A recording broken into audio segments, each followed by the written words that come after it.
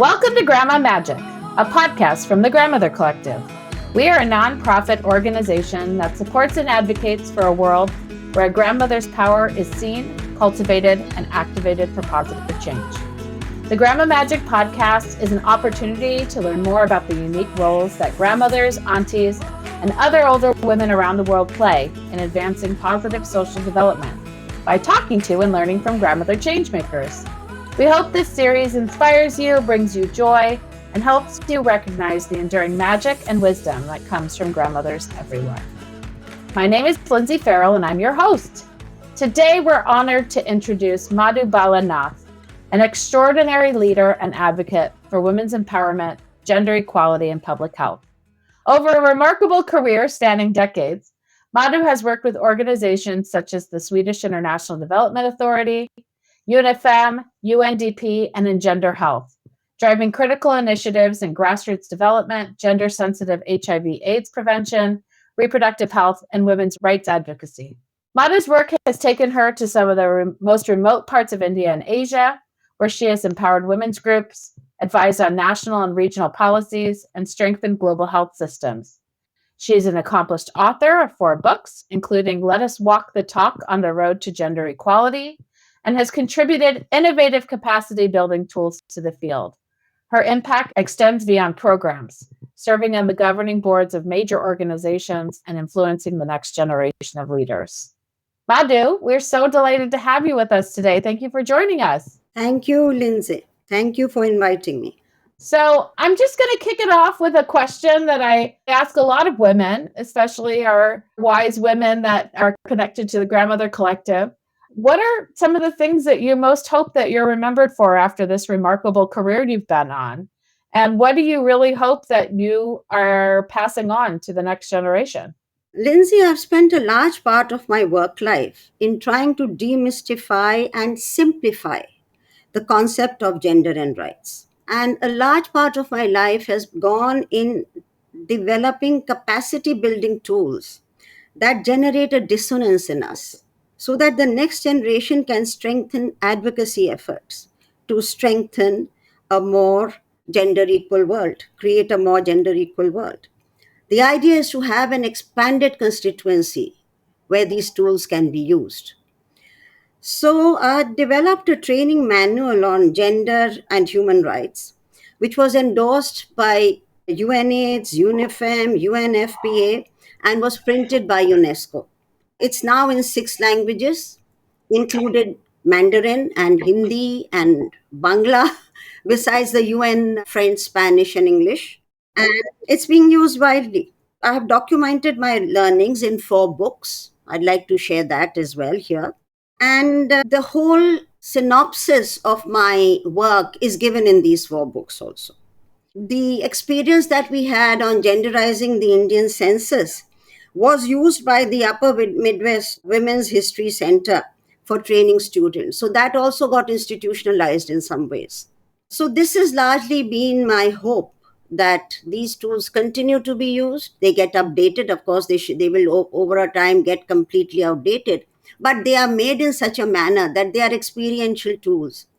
And with a bit of updation, they can continue to be used.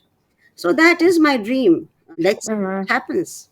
Well, that's so interesting that you talk about it in that way, that we need to institutionalize the knowledge and learning that we've had in our lives in a way that's inclusive, in a way that's accessible, putting it in all these different languages.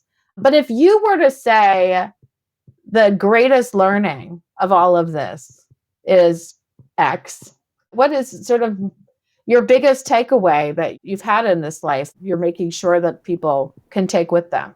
See, a lot of these tools and capacity building manuals that have been developed, one strain that runs through them is, and this is something I learned over the years, is that if we want to be real change makers, we should make sure that we focus on the concept of unlearning as much as we focus on the concept of learning.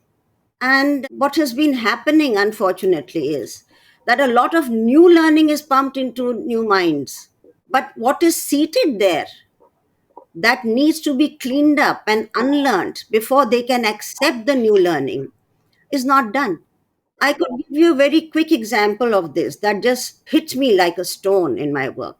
We were working on HIV and AIDS prevention in India. And at that point in time, the project was supposed to be working with truck drivers because it was felt that they were moving the epidemic from one place to the other because they were away from home for long spells of time. And there was sex happening.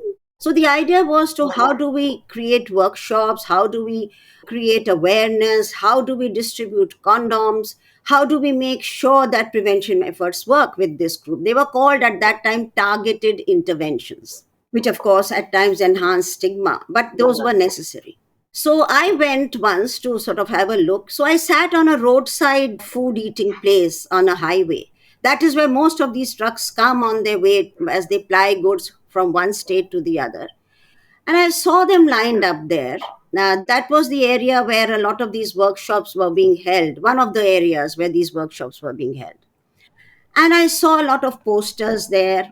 I saw a lot of condoms in the boxes there. I saw that there were arrangements made to run a workshop. There were blackboards and everything was there. And sure enough, I sat there just observing, and there were 28 trucks that came over the next 1 hour. They stood there. The truck drivers jumped off their seats. They went and had a bath there. They went to the toilet. They went and had their food. And, that was their stop for long distance journeys. And as they used to go at that time, there were trucks whose bonnets used to open up, and they would open up those bonnets so that the truck could cool down and they could start the journey again. So I went around pottering, and what did I see? Around the radiators of those trucks, there were condoms around them.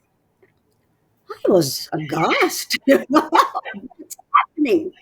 I counted 17 out of those 28 trucks had condoms around the radiators. So I asked them, when they came back, I said, my esteemed brothers, I'm here. I spoke in Hindi, of course.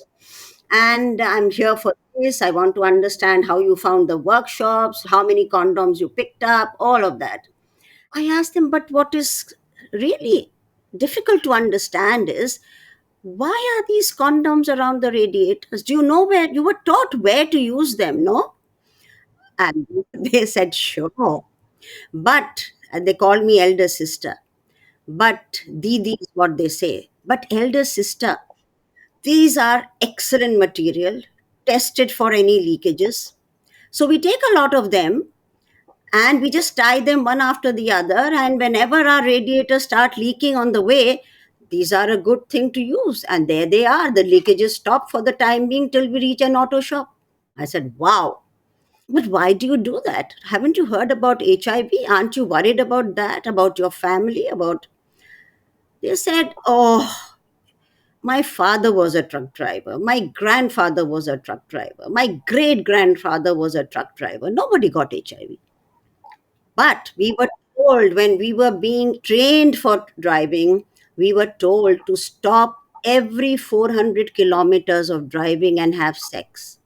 Otherwise, we would have an accident because of the heat generated in our bodies. Now, look at this.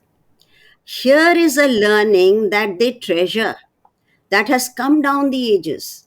How can they suddenly overnight in a workshop give that up and start using condoms and or stop having sex every 400 kilometers?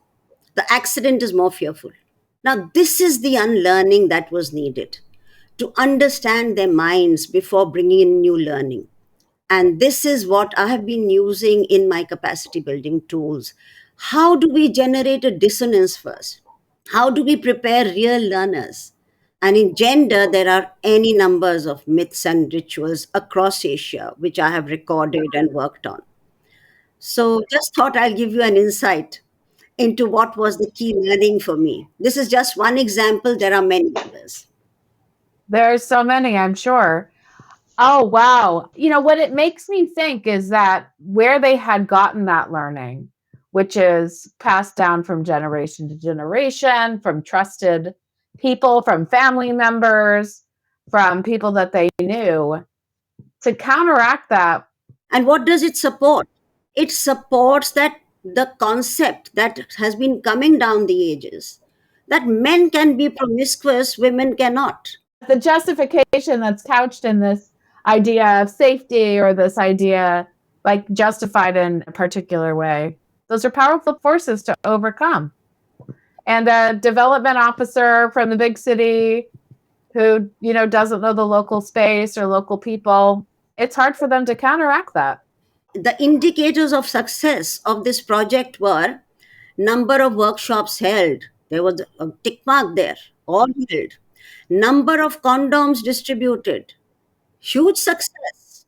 They were using them. But no indicator on proper use. No follow up on that. And change and behavior change, which has always been the hardest thing to measure. So unlearning became a watchword for me. That's a long-term thing for you to pass on. Okay, so Madhu, how did you get here? Can you tell me a little bit about what sparked for you to take on what is incredibly difficult and challenging and emotional fight for women's equality? Sometimes I ask people, like, did you have a pivotal moment in your childhood? Was there a figure in your life that unlocked this as a possibility for you to pursue? Lindsay, I must say that I was very fortunate to have a mother who was a visionary and a very, very, very ambitious woman to see that women prospered and went ahead in life. And I think that was my cornerstone. And then I got married to a man who was amazingly supportive, who made sure that I did well in life. So I had a very enabling environment that fostered the kind of vision that we would all like to see as women. I don't think there's any woman who would not want to see the development of women. There are other circumstances that push her into acting alternatively. But by and large, we all want everybody to prosper around us, especially women. So that was my background. And it was ironical because I worked on issues where women were most marginalized. And I had a very empowering environment for myself. So that was a thing that helped me. I started my work as a Women in Development officer. That was the time when we were called WID officers, early 80s, with the Swedish SIDA. And we used to get a large sum of money from the Swedes to reach out to women's organizations that were working for women. And the more remote we went, the more credit points we got. So that was the push that took me to the remotest parts of India. And I worked with women's groups. I sat with them. I understood their dilemmas. And I saw women braving adversity, finding solutions, multitasking, bearing the triple burden, and yet getting together and laughing and singing songs and, all of that. And it was a very good time because the Mexico conference, which was the first World Conference on Women, had just concluded in 75. So the environment, the media was talking about it. Was that the Decade of Women? That was the UN Decade for Women, yes. Yeah, Decade for Women, right. 75 to 85. You were really there for the heyday of like the beginning of the women's development movement. And then to work with SIDA, the Swedes were at that time leaders in women's empowerment. At that time, they were really on the top. So that was my enabling environment. But it was also like an apprenticeship, like this early stage of your life. You were like really being brought up in that space. It was intoxicating. It was addictive. It created the fire in my belly. Were there things in that early period that surprised you? I mean, going into those deep parts of India, I'm sure you were exposing yourself to things that had not been what you had known growing up and with an empowered mother. Were there things that shocked you? Lots of things. I'm going to share with you today an interesting example of what I learned on the ground and how, when I started working with the UN soon after, we could take that to a policy advocacy level that may change the lives of large numbers of women. So how I could take the learning from the ground into a policy level. I think it's such a great story to know that, like, if you had that really grassroots grounding experience, the right trajectory is then to figure out how to shift the system, right? Like to go from empathy of being on the ground. So, yeah, I'd love to hear that journey for you. When I was on the ground working with women, I saw women were working everywhere. They were in the fields, they were in the homes, they were doing animal husbandry, they were cleaning street spaces, they were in the construction industry. The naked eye could tell you that almost all the women in India were working. So one day I was working at a construction project. As part of my work, I had gone there to understand the lives of women in the construction industry. So I was in that project. This was in one of the states in the middle part of India called Madhya Pradesh. And it was a huge construction project where about 500 laborers were working there. And the naked eye could say that the women formed 4 times the amount of labor there as the men. Because the men were in so called relatively skilled jobs. They would be sitting on the step ladder, putting mortar, laying bricks. And the women would be carrying all the mortar, all the bricks on their heads and taking it to the men who were just sitting there and doing this comfortably, relatively. It was like the peak of summer. It was so hot. The children of the women were lying on the ground in extremely unhygienic conditions. There were flies. I'm sure there were infections.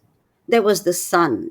Something that struck me was that I had read that, the government has a program to create creches for construction workers while all this is happening. So I went to the government authorities there and I said, there is this program. Is it being used? Can we avail of it for a project that we are looking after? They said, of course, give us the data. We'll send our people to evaluate and we will set it up. We set up tents, so it just takes 2 days to set it up. They are creches for children. So the government was basically saying, we'll send you a childcare worker to come in. They said, we'll send you a person to assess what is the need, how many children are there. And once we know that, within 2 days, we will set it up. So I was very elated. I came back sprightly. And 2 days later, when the report came of the assessment, it said that the data is showing that that whole project has only 2% women workers. I was aghast. And they said, so we cannot approve the tents. I said, but you can see it. He said, no, but on the record, the contractor has given the contract to the man. To the husband. To the husband. And he has to produce a certain amount of work over a week or over 2 weeks. And he then brings in his sister, his wife, his mother, whoever, who help him. But they are invisible in our records. So we cannot set up. So they're not getting paid. They're not getting paid. The man gets all the money. The contract is with the man. So if he has to produce something that is agreed upon, if he needs 2 people from the family, he'll get 2. If he needs 4, he'll get 4. If he has to withdraw a girl from school to come and help him, the girl will be withdrawn from school to carry bricks and mortar. This was in 1988-89. I was so hit by the invisibility of women in the workforce. I came immediately home.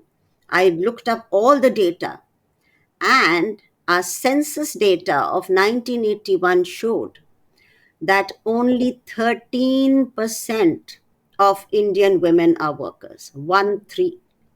Because work is associated with going out somewhere and working. You may be a family where you have cows, you have goats, you're selling the milk, you're selling everything in the market, mutton in the market, which means you're contributing to the GDP, but you're not counted as a worker. Why? 2 reasons. One is the enumeration, where there is this whole misunderstanding about women's work. And the other is the woman herself. When she's asked, do you work? Did you work in the last 6 months by the enumerator? She would say, no, I just stay in the house. I do housework, which is not counted as work. So only 13% women in the 81 census were workers, when the reality was so different. There was a report brought out by SEVA, which is one of the largest at that time women's cooperative, set up by Ela Bhatt, who was a pioneer of the women's movement in India. And she wrote a report called Shram Shakti, which brought out that 89% of the work in the informal sector is done by women. 89 women's workforce in the informal sector is 89%. So there I was. I had experienced it, I had read about it, I had a confirmatory research from such a renowned institution. And I was with UNIFEM by that time. And that platform gave me access to the government, to national institutes. And then there was no looking back, Lindsay. Over the next 1991 census was on the anvil. So over the next year, we got together on a common platform as a UN body, national institutes that did research, statistics, analysis, women's organizations, training institutions, government bodies, planning commissions, Ministry of Women and Child, and the Office of the Registrar General of India.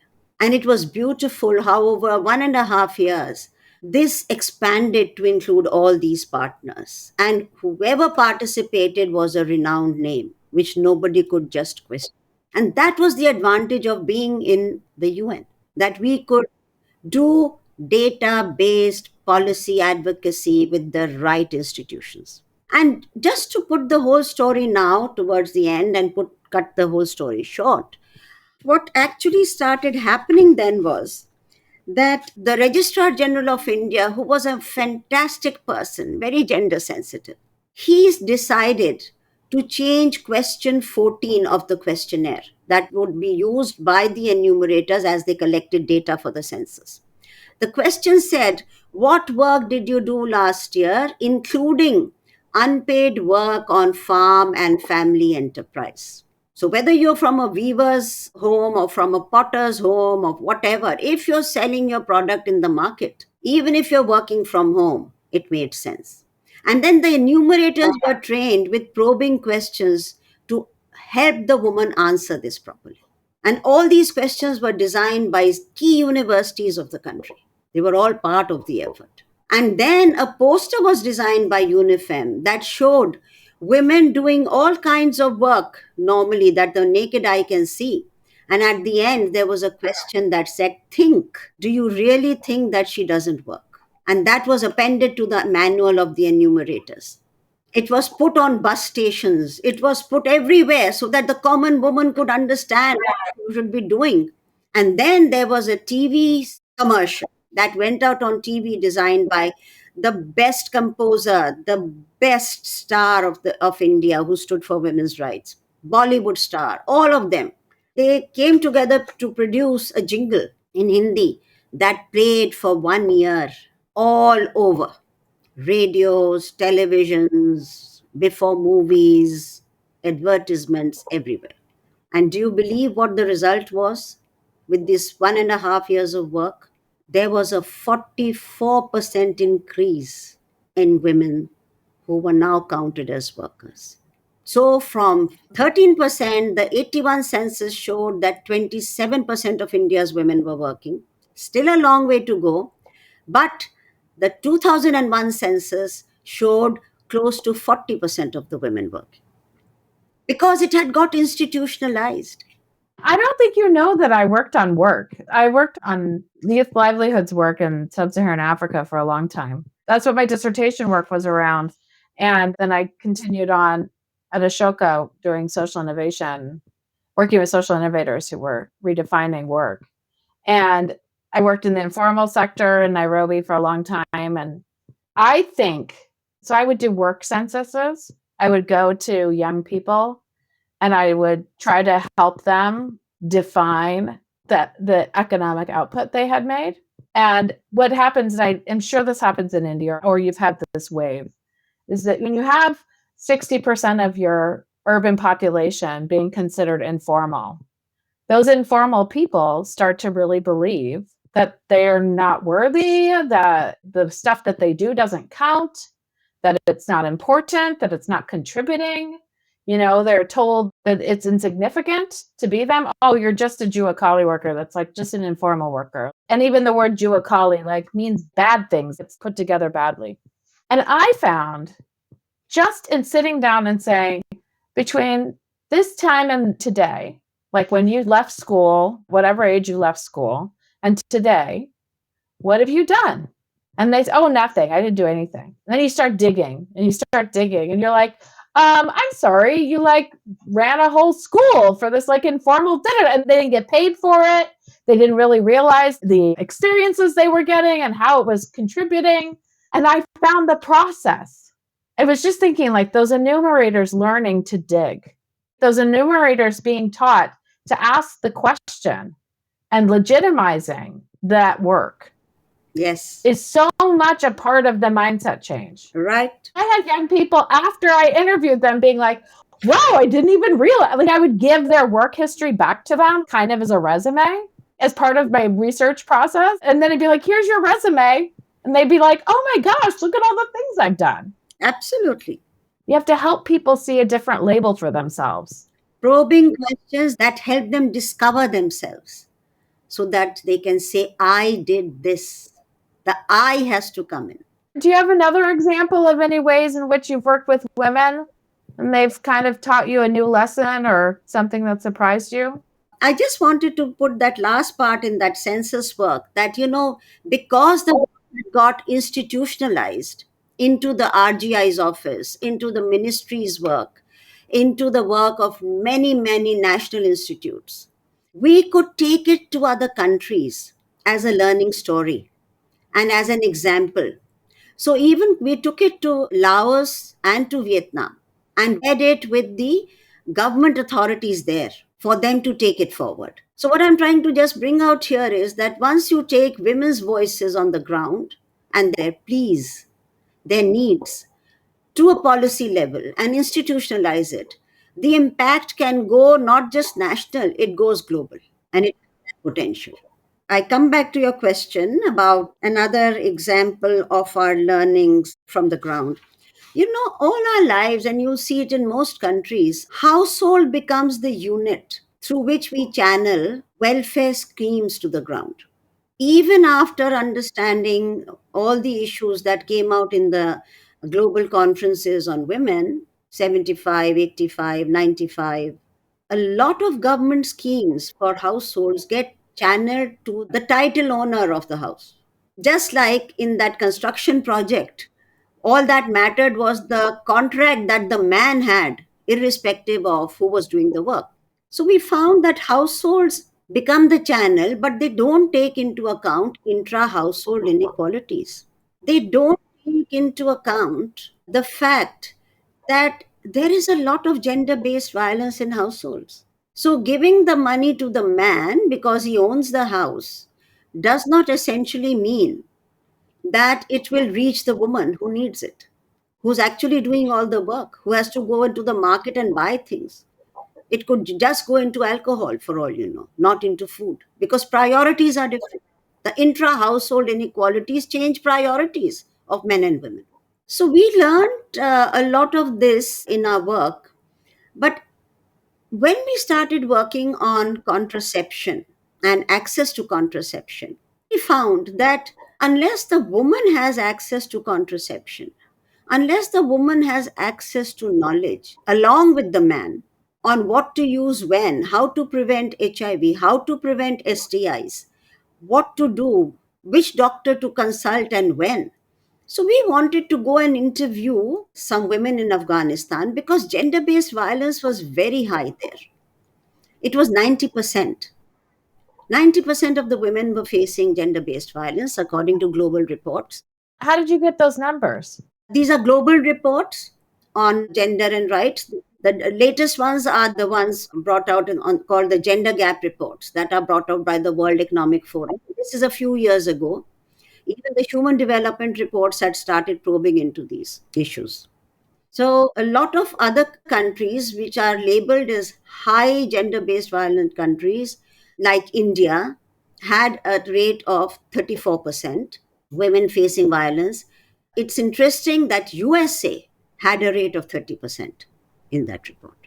So, whatever it was, what was important was that Afghanistan gender based violence was very high. And the question that arose in our minds was, because of gender based violence, are women being able to access health products, contraceptive products, or not? So, one of the areas where we normally study this is areas where the most vulnerable of the men and women come. For example, for HIV and AIDS, work in prisons is considered to be very important because a lot of drug addicts are there, and then their wives, of course, are affected. So you try to go and understand from women in households. But in some certain countries, it's not easy to access women from the households. You go to places where they sit together and meet and talk, which is rare in places like Afghanistan. So I was working with IPPF that time, and we were working with the Afghan Family Guidance Association, AFGA. So we went to the prisons. I wanted to meet the women there. And I had the stereotypical image of women in prisons, how they would be feeling horrible, they would be so isolated. What about their families? What about the stigma? What will they do when they come out? How will they cope? That is the mindset with which I entered the prison.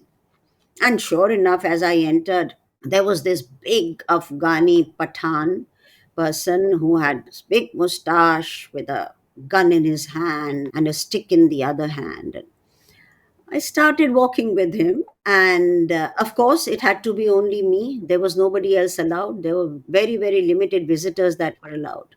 Just as I was approaching the women's cell, what I heard music, I heard laughter, I heard songs.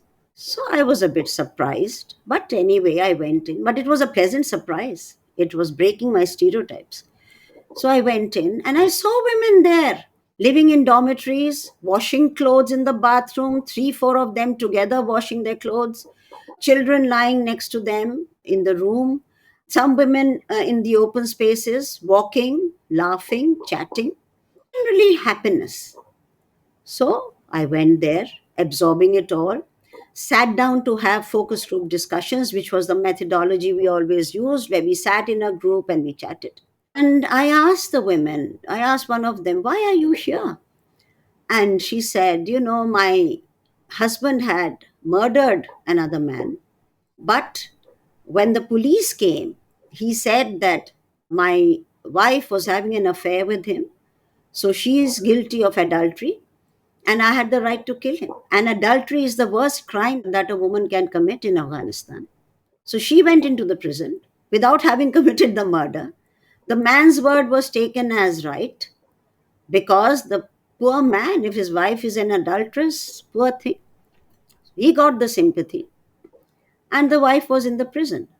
I asked another woman, why are you here?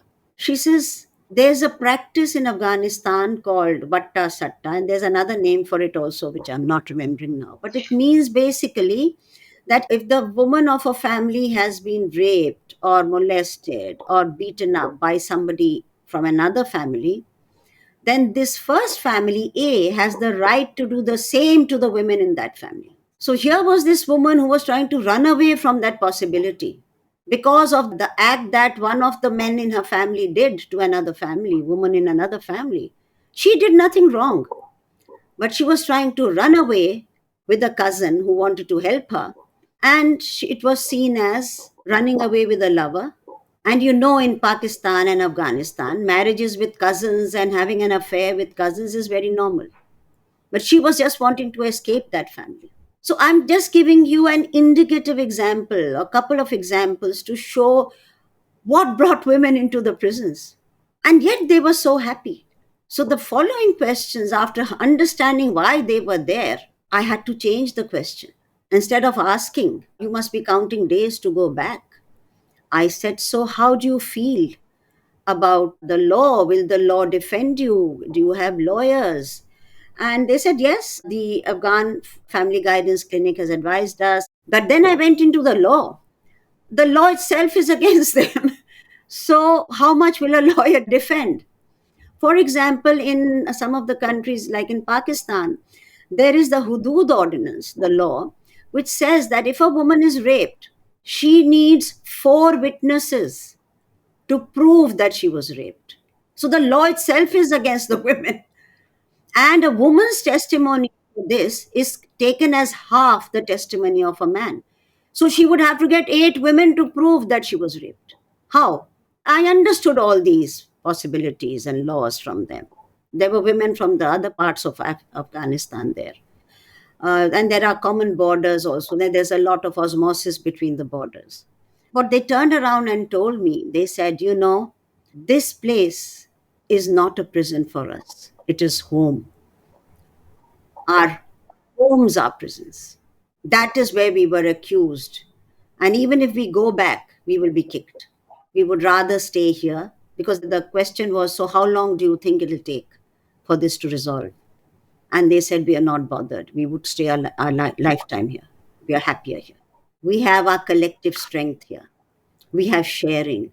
Isn't that the thing also? When women gather, when women come together, they're kind of dangerous. I mean, that's why they were not letting them gather, right? You were having a hard time finding women's gatherings in Afghanistan. Collective strength is what has shown to be the maximum power for women. And I saw this in the clinics in Afghanistan where contraceptives were given. The women came with children. They were allowed to access health for the children by their husbands. If they said, I'm going to get a contraceptive, they'll never be allowed. Because if a woman seeks a contraceptive, she's assumed to be promiscuous. She would need that. She would come there with the child wearing burqas, covering her face, all of that. And there they would put up their veils and they would be so wonderful because a lot of them were gathered there. And I'm taking forward your point of collective strength. And the largest uptake of long term contraception, injectables, was in such countries in our work. Because once they took this, nobody could find out. Nobody had to search their drawers to see if the pills were lying there. Nobody would be beaten for that. And every 3-4 months, they would find that the child needed some health care and they would take the child to the clinic. So lots of learnings, lots of learnings. I started questioning myself, is the household really a protective unit? Should money be channeled through households by the government? And we raised these questions in seminars, in roundtables. This is the Grandmother Collective. So we are enamored of the idea that older women get more powerful as they age. And power meaning ability to speak more truth, ability to harness experience and wisdom. What does that mean to you as you've aged in this fight? What has changed for you? What wisdom has been revealed for you? As I have aged, I have been able to become a witness to my own work. I'm not actively involved in the work. And so I'm being able to analyze deeper into what went wrong and what went right. And seeing things from a distance is magical. And that's why the last book that I wrote, called Let Us Walk the Talk on the Road to Gender Equality, which got launched last year, is a reflection, putting all these kinds of learnings into the context of today's world of challenges. We envision change that we would go from 0 to 1, 1 to 2, 2 to 10. But what we are seeing today and over the last year is we are actually going from 0 to -1 in certain places. It's a very good time for us as a group, maybe if you create those avenues in your grandmother's collective, to analyze what went wrong. Why couldn't the change be permanent? I'm sure it is permanent in pockets, but the challenges we are facing today are many and across the globe. Who had thought that we would be looking at deglobalization on protective tariffs and all of that affect women in the informal sector so heavily? Who had thought that the fact that the definitions had expanded on gender and rights to become more inclusive would be questioned. It's happening not in one country, it's happening across the board. So I think for me, it's been a time, the last year before last, I started writing. And one of my chapters is we are growing in a world of probabilities. And what kinds of probabilities today are thrown open?